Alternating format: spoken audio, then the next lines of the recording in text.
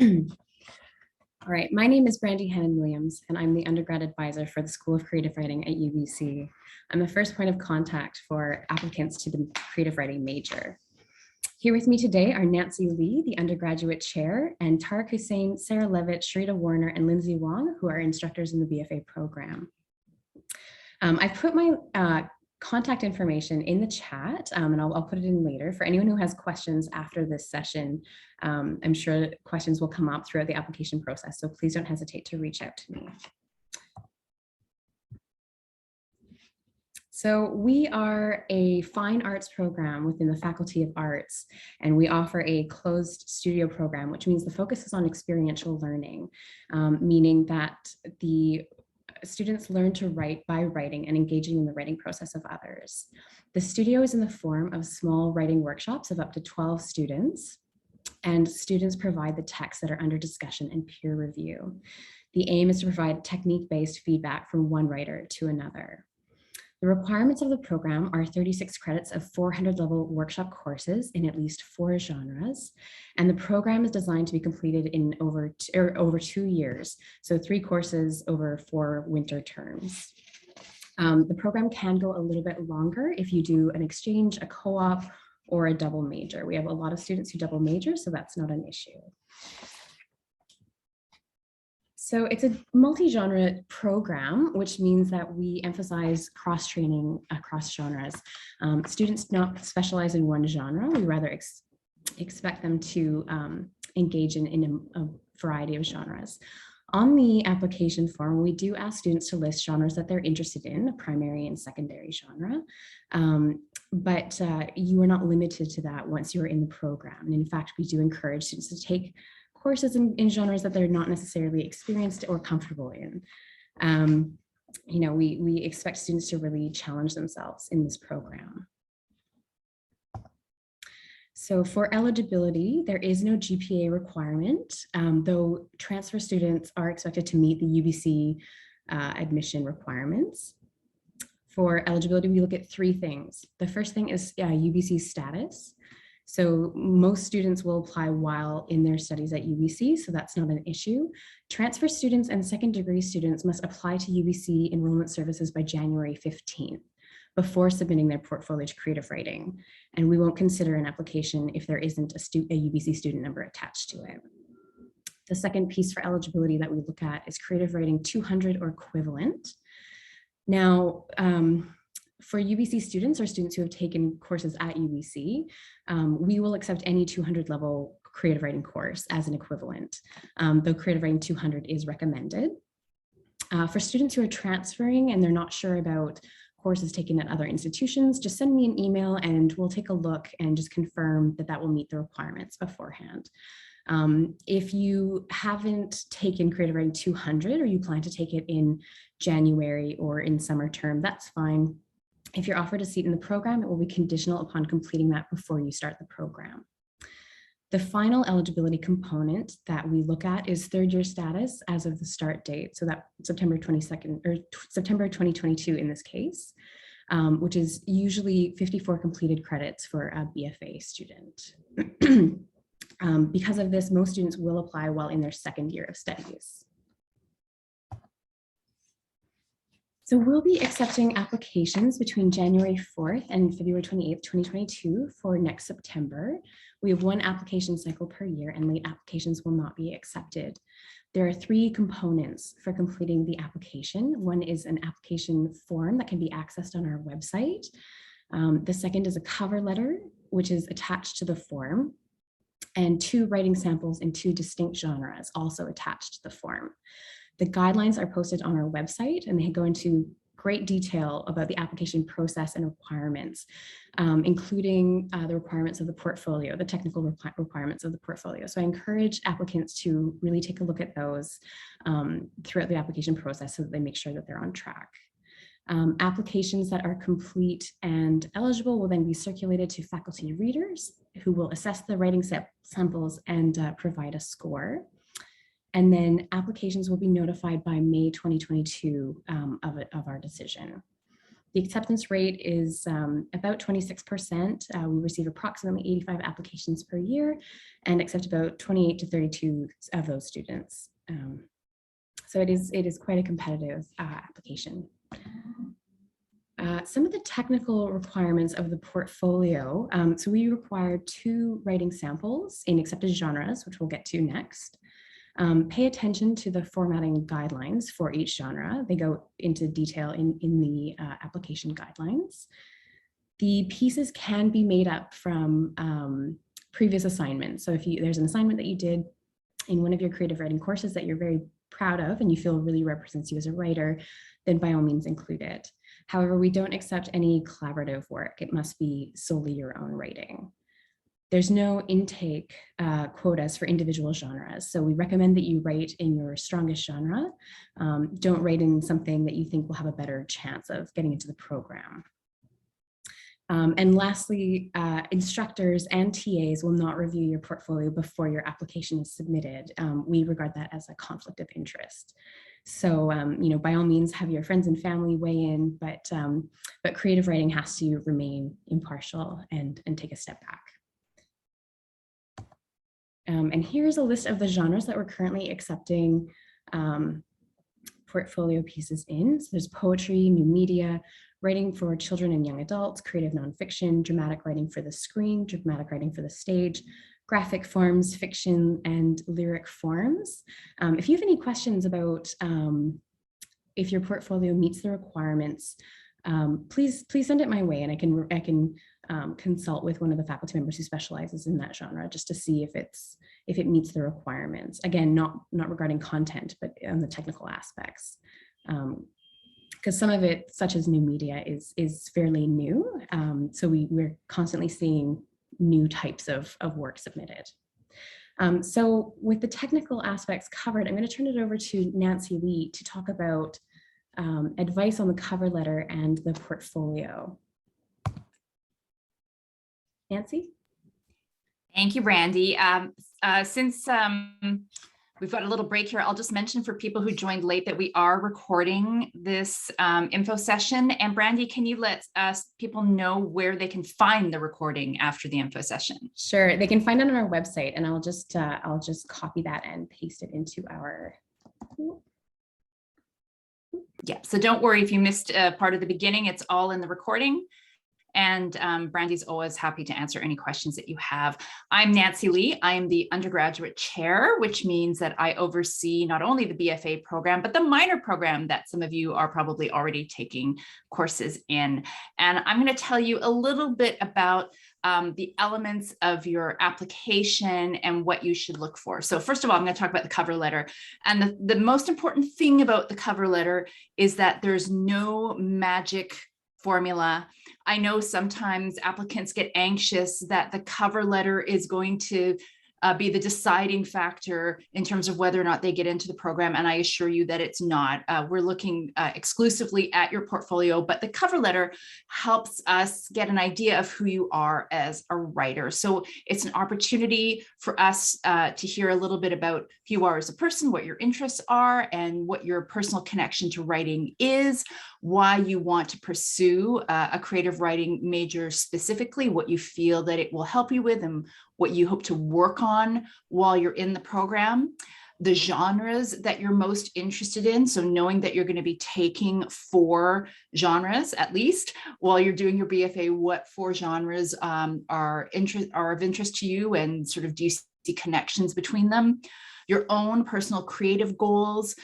You might say something about your influences, writers or artists that influence you in your practice, and then what you've enjoyed about previous creative writing courses that you've taken. The goal of the cover letter is just to give us a sense of how serious you are about writing, how passionate you are, because we're a program that takes, as Brandy said, about 26% of the people who apply. We want to make sure that we're giving opportunities to people who are truly serious about creative writing. So that's all you need to know really about the cover letter. Again, there's nothing that you say in your cover letter that's going to make the difference between being accepted or not accepted. So don't feel too anxious about it. Do you want to go ahead to the next slide, Brandy?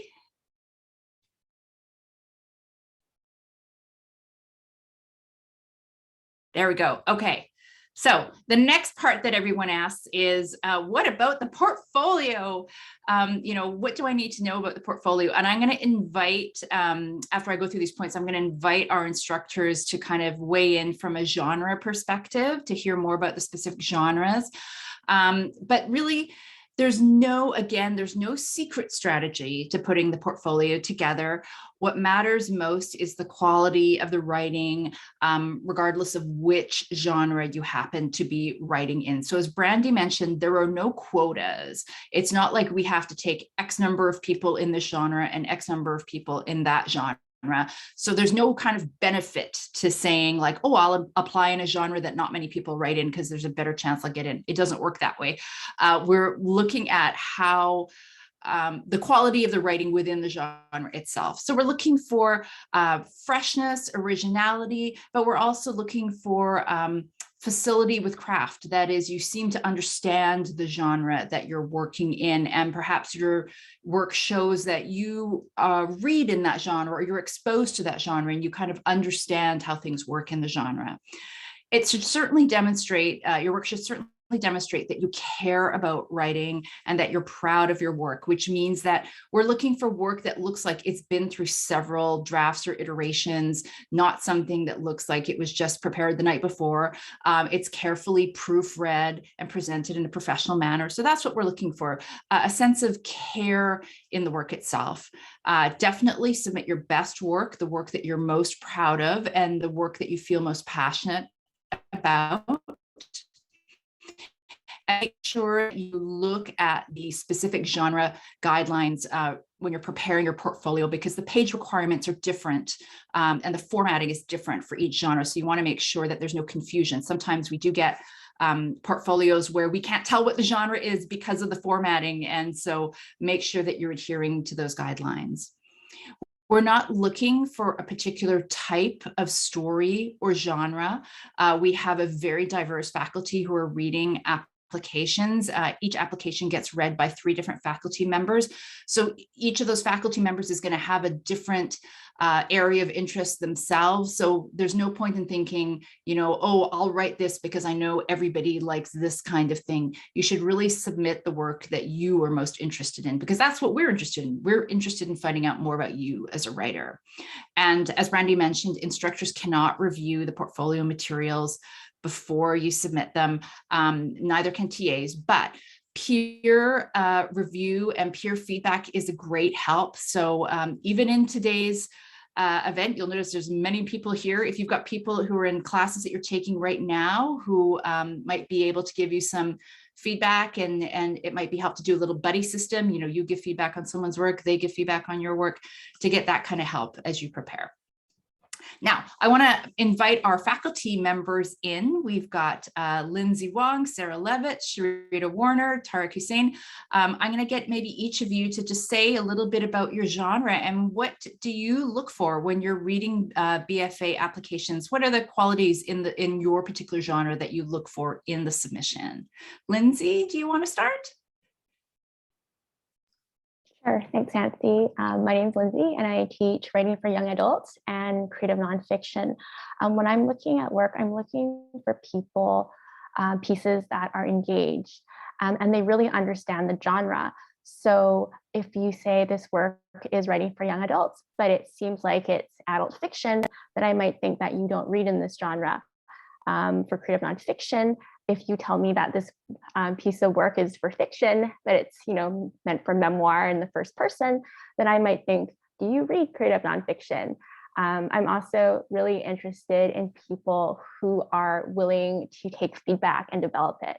I think looking at a portfolio should have a lot of potential. I did this program in 2009, I believe, and I would advise you to start the process early. And Nancy had a lot of great feedback about having it peer reviewed. Thanks. Great. So start your portfolio early and give yourself time to work on the portfolio. That's great advice, Lindsay. Sarah, do you want to tell us about graphic forms? Sure. So historically, we've called it graphic forms, but it's really comics. So maybe some of you have already taken the 200 level or even the 300 level comics classes. That will be a great help as you're putting together your portfolio.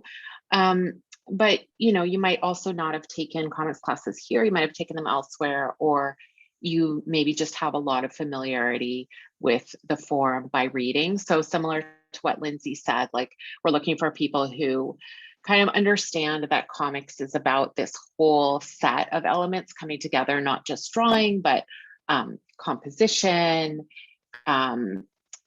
pacing, the way you lay out your page. You can submit either a finished comic or a script. If it's a script, there are some guidelines for how we want it submitted, but sometimes I've gotten questions from students about like the specific font and stuff that we want in the script, and that's not as much of our concern as much as like there needs to be enough information in the script that we can picture in our minds how that comic might work on a page. And just really looking for people who don't have to be experts in the form, because you're students. That's what you're doing, is you're learning, but that you've certainly thought about it and that you have a strong interest in it. Yeah, I think that's it, Nancy. That's great, Sarah. Thank you so much. And I think that, because we all teach in the minor program as well, I want to make sure that, we're emphasizing that many students will have taken classes in these genres before, but every year we accept students who have both taken classes in the genres and not taken classes in the genres. That is, they have their own passion for the form, have been studying it on their own and are very familiar with the form, and that's fine too. I don't want anyone to feel like if you haven't taken a course in the genre that you shouldn't apply in that genre, because that's not the case. And I'll also mention that in the chat, Murillo has posted that there is a feedback group chat for people applying this year. And if you add him on Instagram, he will add you to that feedback group. That's fantastic. Great. A great community initiative there. Love it. Sharita, do you want to tell us about poetry? Hi, yes. And it's exciting to see some poets in the audience, names I recognize, I think, there. So really nice to have such a nice group of people here today. I want to talk about what we're looking for when we're looking at poetry. And so poems can look and feel and appear in so many ways. And I think this is a real benefit to the genre. So we really want to see both your attentiveness to language itself, so sensory, specific, concrete language, playing around with language on the page. But we also want to see formal decisions that you're making, intentional formal decisions you're making, and intentional material decisions. So show a range of what you are familiar with in poetry. So if you have played around with prose poems and you think you might have a strong prose poem, please include that along with another poem that looks traditionally more like the lyric column poem. We really like to see that you have a flexibility within the form of poetry and different modes and ways to get your feelings and emotions on the page. So that's like really the main thing that I look for when I'm reading poetry. And in the program itself, we play around with language even more, and we experiment and we explore form, and it's really a sort of like a studio-based practice. So show us what you've got already. Show us how engaged you are with that genre. That'd be really exciting. That's great, Shrita. Thank you. Tarek, what about lyric? Yes, lyric. Hello, everybody. Yeah, nice to see some folks, some familiar names. Lyric. I mean, I guess the first thing I wanted to say was one thing I noticed sometimes in past applications that folks don't submit actual recordings of songs, and that is something that I would like to see and hear for lyric, because it's difficult to know what a song is without hearing that combination of the music supporting the lyrics. So that's a big one for sure. Just making sure that you have a recording. That being said, you don't have to go into a $500 a day studio and cut a demo that way. Simple things are just as fine. They translate just as well. And I think, like other folks have been saying in the genres, that we're looking for that originality, that range in style, that specificity of language, all of those things. It is it's a writing course, so I definitely pay attention to the words in the songs. Production stuff is cool as well if you do that, but it's not again, like the dominant thing. I think we're really looking at the lyrical content of what you're doing, but we certainly need to hear both things working together. And I think the point earlier too that Sarah mentioned, that everyone, we also recognize that you're learning. I mean, that's the point, that you're going to take this course, is to learn how to do it. So you don't have to be an expert in it already. Otherwise you wouldn't be taking the course. But I think like an interest and a curiosity and a sort of freshness about what you're doing will come through. So that's what I think I'd be looking for. So Tara, can I just ask, in terms of the production side, you mentioned you don't have to rent a studio, but if let's say I don't know how to use GarageBand, is it okay to just record myself on my phone strumming along with my guitar? Is that enough? I think that'd probably be okay. Maybe make sure that you're doing it in the kind of cleanest environment, so that it doesn't sound like I'm hearing the dinging bells of BC Transit system in the background or something like that. You can still make pretty decent recordings on your phone in quiet spaces and in thoughtful ways. So yeah, that would do. Excellent. Thank you. I'm imagining everybody like holding up in their closet now with their instruments. Yeah. Great. Okay. So I guess I'll just weigh in terms of fiction, which is to say that in fiction as a genre, what we're looking for is really, work that centers character, work that has a sense of concrete sensory detail to ground us in the world of the story. And, if I had to comment on like what elevates a submission over other submissions, is sometimes we get submissions that are just like little fragments. That is to say, they're not micro stories, like just short stories, but they're like one piece of a story here and one piece of a story there. And it's much harder for us to adjudicate that. It's better if we can see a somewhat complete piece that shows some sort of narrative arc, so we get a sense of how you understand structure. So even if that's just making sure that your piece is one complete scene or several complete scenes, that's better than just a little glimpse into a fictional world, which is harder to adjudicate. So those would be my three things: character, concrete sensory detail, and a sense of narrative structure in some way. Brandy, do you want to take us to the next step on our journey? Yeah, I think that is the formal part of the presentation. So I think we can open up to questions. There's one question in the chat already about the slides. So yes, I can make those slides available as well. Can we take more courses per term if we wanted to do both exchange and finish the program within 2 years? Brandy, you're the expert on this one. That's a good question. And the answer is no. We limit it to 3 per term because they're very demanding courses, and we see a decline in the quality of writing and participation in the workshop when people take more than 3 courses.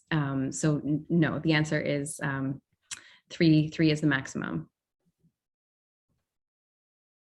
We do offer courses during the summer, though. We do, yeah. And usually so that is one course. way. Yeah. Yeah. Yes, you can definitely apply more than 1 year, and many people do.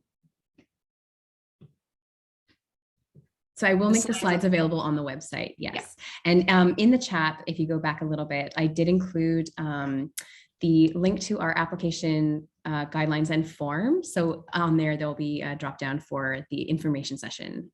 So I'll put the video and the slides there. Also my contact information. If you take anything away from this, let it be my contact information, so you can find me and ask me questions, because things come up throughout the process, and it's always better to double check. So I received a lot of really wonderful questions in the registration form, one of which was about transferring from other faculties within UBC. So I just want to draw your attention to that. If you are applying, if you're currently a student in Faculty of Science, for example, and you are interested in a creative writing major and transferring, not doing a double major, you also need to apply to the Faculty of Arts. And the deadline for that will be May 15th, 2022. So it is possible to transfer faculties while a current UBC student. Do you want me, Brandy, to ask you these questions that are in the chat right now? Sure. Okay. So by how much would we extend our degree if we are also doing an honors degree in something else? Yeah, that's a good question. And honestly, I can't really answer that. I think every situation is unique.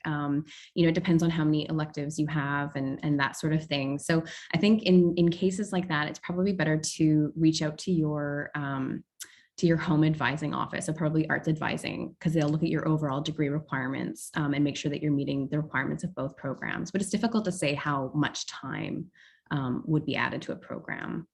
I would say at least a year would be expected. Christina Hockley asks, and faculty may have a little chuckle here, what are the forecasted job markets for a person with this degree after grad? Is there a demand? And I say we're chuckling not at the plight of students, but at the plight of ourselves in terms of our own forecasted job markets.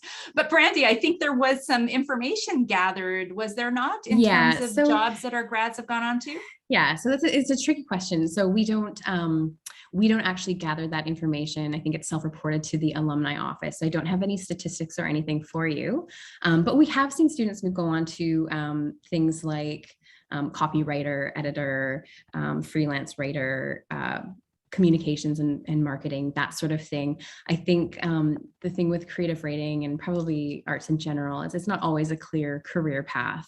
But I will say that the skills that you gain in this program are what employers are looking for. The ability to communicate is such an asset in anything that you go on to do after graduation. Absolutely. I would say that many of our students take the skills that they learn here and, often they go on to do a master's either in creative writing or in a completely different area, but the skills they take from their BFA, really help and support them in terms of constructing a narrative, understanding how to communicate, how to tell stories, all of those things. So absolutely. Okay, now we've got a question from M. Are we able to do a dual degree, double major in 2 BFA programs, or does it have to be 1 BFA program and 1 BA program? I would think that it could be all under BFA. So you have to choose BFA or BA, but in terms of the majors, I think you can choose 2 BFA majors as far as I know. At least creative writing wouldn't have an issue with that. So you might want to check with the other department or arts advising. But as far as I know, 2 majors is fine. We allow double majors, but the question is, would the other BFA program allow a double major? Exactly. I always recommend that people contact the other department as well to see if there are any issues on that end. Yeah. I think there was also a question, sorry, there was also a question about writing for children and young adults. Is it okay to submit a first chapter of a young adult novel? And so I would say yes to that. Any advice for screenwriting portfolio submissions? Oh, I feel like we have to channel Sarah Grafe. I know. Unfortunately, she wasn't able to make it today. I think, so some of the things that have come up before, it has to be, oh, Nancy, what is the word? It can't be from a previous, like an existing show. It has to be original work. But I don't. So it shouldn't be a spec. It shouldn't be it shouldn't be a spec script. It's exactly. Just, so a spec script is where you would write a script on spec. Let's say, what's a TV show that's on right now? Like if you wrote an episode of the Squid Game or something like that, that would be on spec, but it can't be on spec script. It has to be an original script. So it has to be your original story idea, your original characters. So no fan fiction, nothing like that. I know that formatting is usually, we want to make sure that you have some understanding of screenplay formatting, and there are free downloadable screenplay formatting softwares that you can use for that. But I'm going to guess, if I had to guess what Sarah would say, is like, we want to see that you have some understanding of how to structure a scene, how to write dialogue, and that you have some sense of overall story structure for a screenplay. So that would be my guess. You can do short film, or you can do an excerpt from a feature. I'm guessing both, Brandy, is that true? Yeah, that's my understanding, yes. Yeah. But certainly, Anna, if you wanted to send Brandy an email, she can also check with Sarah Grafe and send you some information as well. Yeah, absolutely. The career opportunities, again, I know everyone wants to know about the career opportunities. One of the things I will say is that we do have throughout the year guest speakers who come from industry to talk to our students. Sarah, do you want to talk a little bit about this year's guest speakers since you're bringing them in? Yeah, we've had a range of speakers from let's see, well, I know Lindsay had really cool, like an editor, and I think you're having an agent come. We also had a publisher and an agent who are involved in comics. Tarek had some very cool musicians, singer-songwriters attend your class, and Shrita's had some amazing poets, and we have a whole other group of speakers coming next term. And I was going to say, I mean, that's one thing about creative writing, is that it can connect you to other kind of related fields like editing. Like, people have come out of this program and started their own small publishing projects, or you know, gone into more like educational areas. And I also wanted to mention that I'm doing a little bit of teaching in a extended learning certificate called biomedical visualization and communication. So that's a really cool kind of idea, and that's happening more and more, where people are looking at how do we get health education out to people in a way that's understandable. So there's lots of different, you know, so it's not like you would come out with a creative writing degree and then get a job necessarily doing that, but that it's going to help you a great deal. And I say that as somebody who like I just started teaching here when I was in my 40s and had worked in communications up till then, and certainly creative writing was a very valuable skill to have.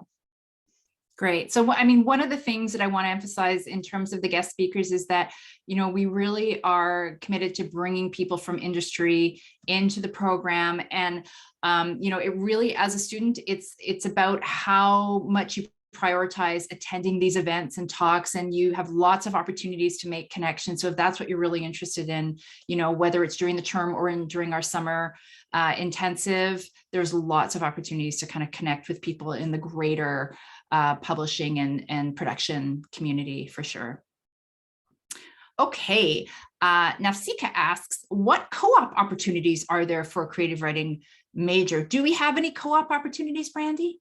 It's a good question. We do have students who go on co-op, but it's the co-op office that organizes everything. So probably best to connect with them to see what opportunities they have. I do know this year something came up with video game writing. One of our faculty members has a VR company, and they were looking for a student to work with their company. So that was one of the things that came up this year. But yeah, I would recommend contacting the co-op office just to see what they have. Certainly we do have several students who go off each year for co-op. And I think previous ones have been in publishing, magazine publishing. Yeah. Spencer asks, can you clarify the genres we submit with portfolio application? Are we then supposed to study only in those genres? When taking the major, are students expected to focus on one or two genres only? So we encourage people to really branch out in this program. You know, a lot of students will have certain focuses, but we actually limit the number of courses you can take per genre. So for fiction, for example, you can only take 4 fiction workshops, and you have to take at least 3 credits in 4 genres. So you're not tied into the genres that you list on your application form. We really encourage students to try new things while they're in this program. And you're definitely not limited to, you know, if you say that these are the genres you love, when you come into the program, you discover 4 other genres that you love even more, you can absolutely take those genres. So Yeah. We really encourage you to experiment and try things as much as possible. Nikki asks, if I need to take a summer 2022 course to meet third year status, am I still eligible to apply for September 2022? Yes, absolutely. So what will happen in that case is if you were made an offer for a seat in the program, it will be a conditional offer upon having 54 credits when you start. So we'll just be in touch with you over the summer and make sure that you have that by September. The only thing that I would just highlight for you is that registration usually happens in June, July. So if you're taking a course that doesn't finish until August, sometimes you're at you'll have fewer options when it comes to selecting your choices for the year, selecting your courses for the year. Your registration will be later because it'll be much completing later. Yeah, and that's not a decision from creative writing. That's a UBC. That's a UBC thing. So yeah, it's possible, but just be aware of that. So Griffin asks, would YouTube videos that are scripted count as digital storytelling in the portfolio? I'm talking about content such as skits, short films, and creative teaching projects. That's a really good question. That's a good question. I feel, Yeah. Griffin, that this is split a little bit possibly between screen and new media. So perhaps this is a question that we can pass on to the new media instructors and get back to you. Yeah, that was exactly what I was going to say. This is the first year that we're really formally accepting portfolio submissions for new media. So we're still kind of learning, or trying to figure out what the guidelines are and what is and isn't acceptable. So I'll reach out to the new media staff. If you can just send me an email just so that I have your email and I can get back to you with more information on that. Send an email, Griffin. Send an email. Yeah, send an email to crwr.undergrad@ubc.ca, and I'll look into that and get back to you. Nissa wants to ask, are there any non-arts based occupations in which our skills in this program will be useful? I think there are. I mean, I think communication skills are useful no matter what field you're in. Being able to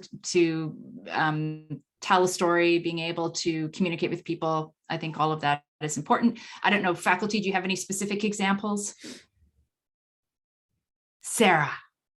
Well, I just want to add, there have been studies done about the impact on medical students of doing creative work.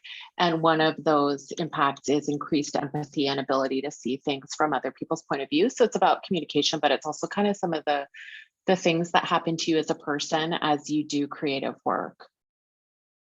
Absolutely. And I will say that one of the pieces of feedback that we get the most from minor program students who are taking creative writing programs at the minor program level, but studying in other faculties, is that for them, they feel like their creative writing courses are a kind of outlet. So it allows them to deal with anxiety, with stress, with pressure. And I think that for a lot of people that continues on into adulthood, when you leave and join the workforce, that your creative life can be a place of grounding and just, taking care of yourself. So that can be really important too, especially if you work in a very high stress environment. Natalie, if you're doing a double major in a different faculty, do you switch faculties or how does all that work? That's a good question too. So if it's a BA and a BFA, which is probably the most common double major that we see, the student can choose which degree they want to graduate with. When it comes to other faculties, such as science, I recommend visiting your home advising office because there usually has to be some kind of agreement when it's outside of Faculty of Arts. So it's not impossible, but it's a little bit more complicated when it's split between two faculties. So connect with arts advising and your home advising office. Again, creative writing, I don't think has any issue with somebody pursuing a creative writing major if there is another major in another faculty, but it does become a little bit more complicated administratively. James asks, are there enough summer courses that we can do a term's worth over a single summer? So the answer is no. Typically, there's only one BFA course that's offered in the summer, and that's during the summer residency, which is like a 10-day intensive program. But that is, yeah, typically the only BFA course that's offered in the summer, and not a full term. And then another question about post-graduation. Are there opportunities after in the major, professional links to internships, fellowships outside of UBC? Maybe some of our faculty can speak to these. I think, there definitely are. We do have grads go on to other things like the Canadian Film Centre, for example, and Screen. Can you guys think of, Lindsay's got her hand up, yeah. Sure. So I've had some of my students go on to do editorial internships. So I had an agent come in last year, and some of them went on to do an internship at PS Literary. Deborah, an editor, came in this semester, and she talked about internships at Penguin Random House. So this is like a great opportunity for you to come to guest speakers, talk to them, network, and find out what they're looking for. So there's all these great opportunities if you're interested in publishing. Great. I think each of the genres has sort of its own like post undergrad kind of path that you can take in terms of further study, like whether you want to go to Banff or definitely once you're in the program, talking to your instructors about what those opportunities are is a great idea. Louise asks, what's the best way to keep ourselves posted on news and events from the creative writing department? Social media, website, email list? Yeah, so I would say social media probably is a great way. I know the communications person has, there's a Instagram and Twitter and Facebook. So that would probably be the best way to see what's going on in creative writing. Good. Okay. M asks, if we're looking to go into copywriting, editing in the future, what genres should be focusing on? Perhaps nonfiction? Lindsay? Not if somebody wanted to be a copywriter or an editor, do you feel like nonfiction is a good genre to focus on? I think so. I mean, in nonfiction, we mostly focus on creative storytelling. So it's similar to other genres like fiction and YA, but you will get the skills for copy editing, because we do look at how do you tell a story and how do you tell it in the best way. I don't think we have an editing course anymore, but I think that would be a really interesting way to sort of approach editing for in the future if you're pursuing a career in that. Sharita? I was just saying that the beauty of the program is the cross-training aspect. And I think that having the opportunity to play around in lots of different genres would actually benefit you as an editor. So you're looking at level of line and word when you're studying poetry or comics. You're looking at like rhythm and sound when you're doing lyric writing or even memoir. Fiction, you're getting the larger overall structures. So I think that the program itself supports that you become a really great editor through the process of the workshop, but also just by playing around in a lot of different genres. So I don't think it is limited to one genre. I think just the program itself will benefit you. That's a great point. And I think that, all of us, even as seasoned practitioners in our respective genres, when we take a workshop from each other, like we do a little seminar session, we learn a ton, and we're like, oh my God, I'm going to take that aspect of comics and I'm going to take that and use that in my fiction, because now I've learned something about the relationship between these two things. So I think that's a really great point, Sharita. Okay, Sarah says, I'm hoping to go on exchange the first semester of next year. Would that impact the program, or could I take the necessary credits at the other university? And that's a good question. Transfer credits can be a little bit complicated for the major. So when we look at transfer credits, we aim for 75% of the course content being the same. And because this is strictly a workshop course, a lot of the 400 level courses that we've seen haven't quite matched up to that extent. So sometimes it's generic 400 level credit given. So it's would really depend on the university and what courses that they have to offer. You can contact me ahead of time with like possible courses, and we can see if there's a way to make that count. But yeah, it is a little bit tricky with 400 level courses when it comes to transfer. A 300 level is a lot easier to assess. And you generally, Brandy, you need to see the syllabus, isn't that correct? Yes. You need more than just the description. That's true. Yes. No, we need a full syllabus. And yeah, if it's an institution, with a similar program, it helps, but a lot of times the creative writing programs at other institutions are quite different, so it's hard to kind of match up those credits, but we'll do our best. I mean, we don't want, we want to encourage people to go on exchanges. It's such a great opportunity. So yeah, get in touch with me and let me know where you're planning on studying, and if there are particular courses that you're interested in. We'll see how they'll be assessed. Great. James asks, is the summer residency program open only to creative writing majors? If we chose to minor, could we still participate in the summer res? Yeah, that's a good question. So it is close to the creative writing majors and the MFA program. I think in some cases, we can take a look at a minor if there are seats available towards the course start date. But generally the seats are pretty competitive and the course typically fills up. So it is possible, keep an eye on the course schedule and then get in touch with me if there's a seat available and you feel that you're, if you've taken courses in that genre and you feel like you'd be comfortable. One warning that I would have about that is that it is extremely, it's a 10-day course where you meet 3.5 hours a day.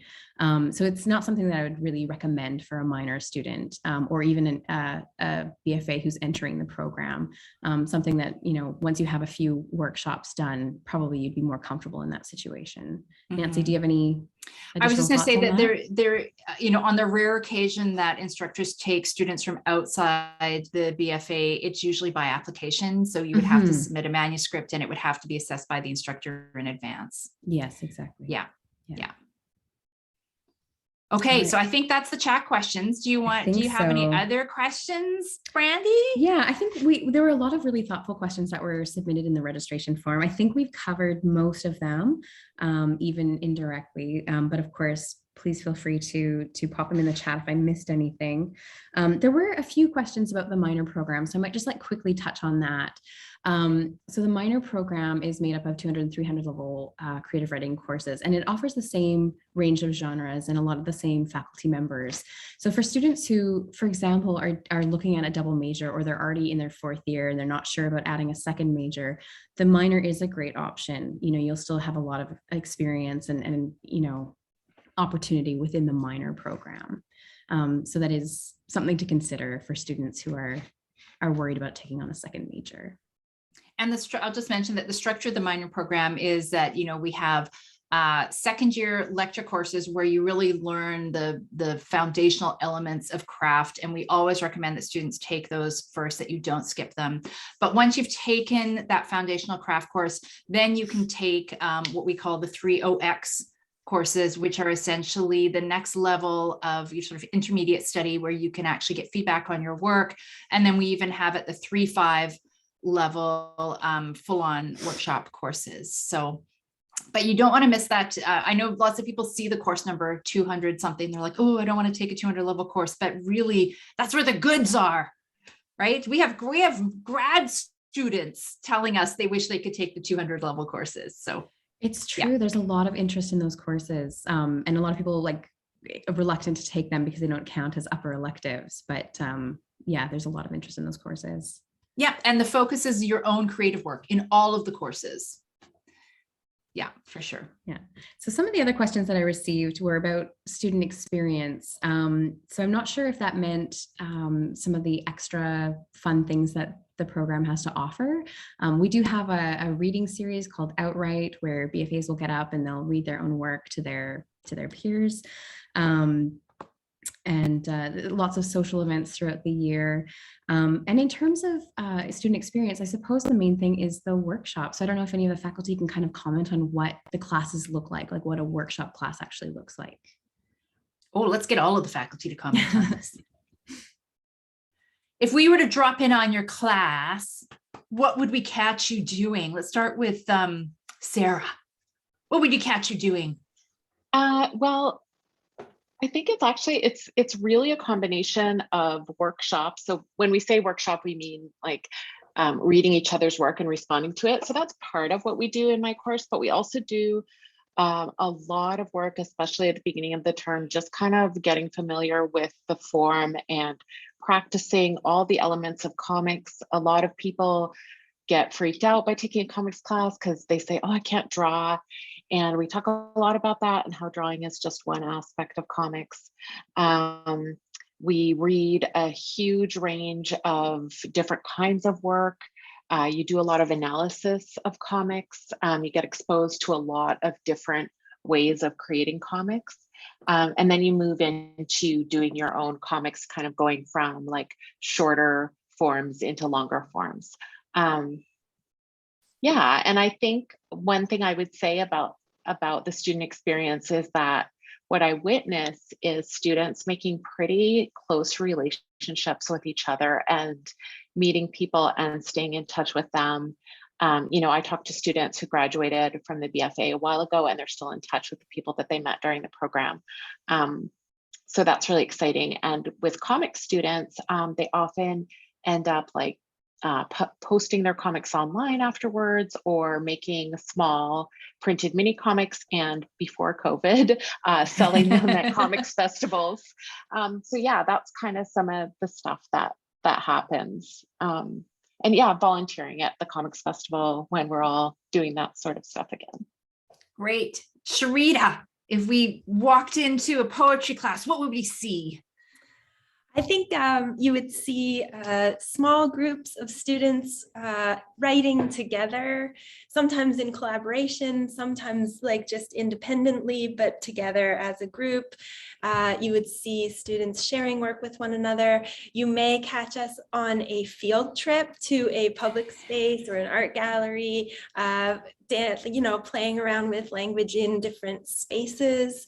And in that way, it's kind of a cool experience for students to kind of get together and find their way to the gallery and then spend the time in the gallery. So the experience is the class itself. And just like Sarah was saying, it's just this really lovely energy. As you start to get to know one another and know one another's work, you develop these really strong bonds.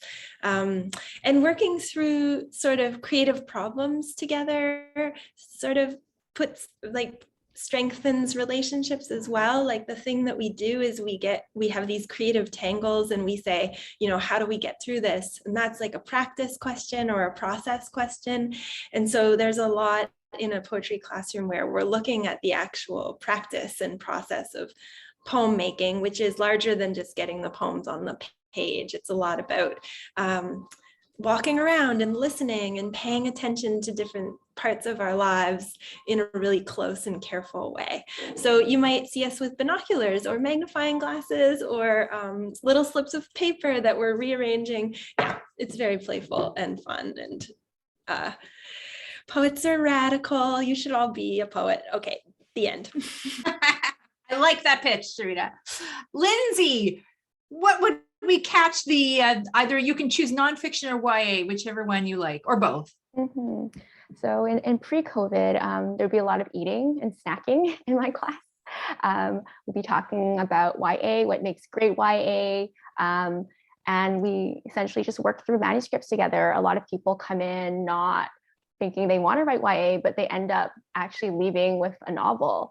I've had someone go on to talk to editors about their novel. So it's really a close-knit community of really engaged and really excited people. I did the program a while back and I'm still in touch with my cohort. So it just shows that, you know, these relationships last years and years. Great. Tarek, what would we find if we stumbled into a lyric class? Singing all the time, constant singing. No, not necessarily.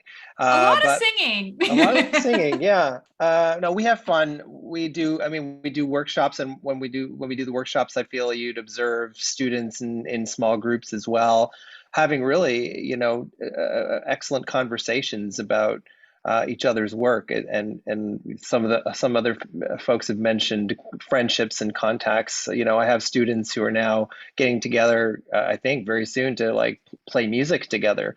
So they are actually like creating a band. There was 3 or 4 students to do that.